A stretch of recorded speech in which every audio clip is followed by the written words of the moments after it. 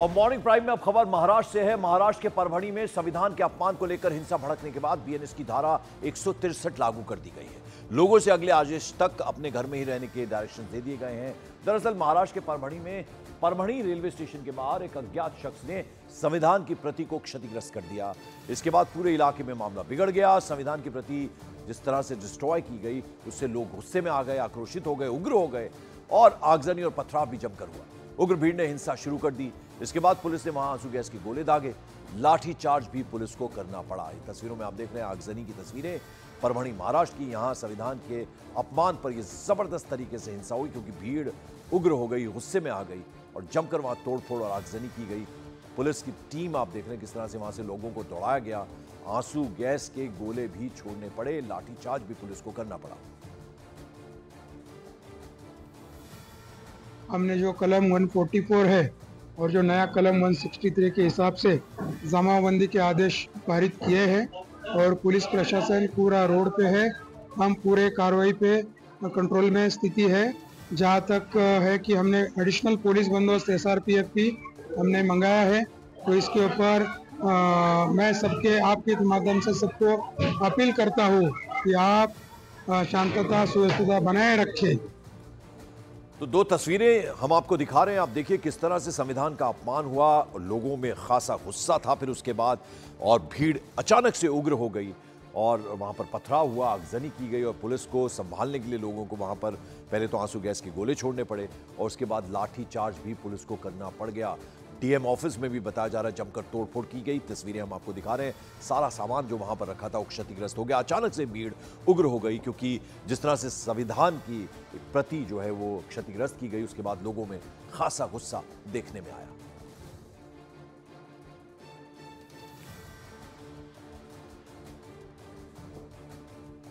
में हुई दुर्घटना के बाद देर रात आज परभणी बंद का आह्वान किया गया था। आज सवेरे से शुरू इस बंद में दोपहर में अचानक हिंसा भड़की। इस हिंसा की वजह से छोटे मोटे व्यापारियों का बड़े पैमाने पर नुकसान हुआ है। जगह जगह पे आगजनी और तोड़फोड़ की घटनाएं सामने आई हैं। परभणी शहर के मेन जो मार्केट है, इस मार्केट में भी ऐसे नुकसान सामने दिखाई दे रहा है।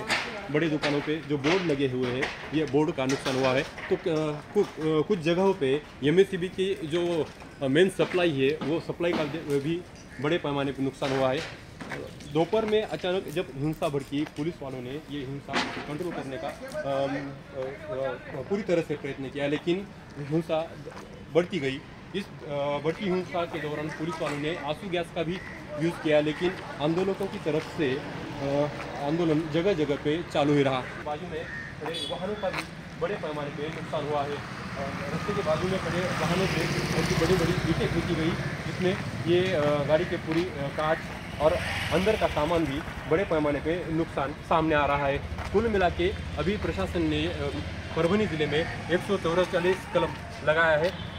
पुलिस एक्शन मोड में आ गई है। इस बीच उद्धव गुट की नेता प्रियंका चतुर्वेदी ने जहां परभणी हिंसा को लेकर सरकार पर निशाना साधा, तो वहीं एनसीपी शरद पवार गुट की नेता फौजिया खान ने युवाओं को अफवाहों से दूर रहने की हिदायत दे दी। बहुत ही शर्मनाक घटना हुई है, पर उसके चलते जो हिंसा हो रही है बहुत ही दुर्भाग्यपूर्ण है कि आज हम उस परिस्थिति में आ गए हैं कि संविधान को सरकार दरकिनार कर रही है और यहाँ पर संविधान का जो बेइज्जती करने का काम हुआ है शर्मनाक है।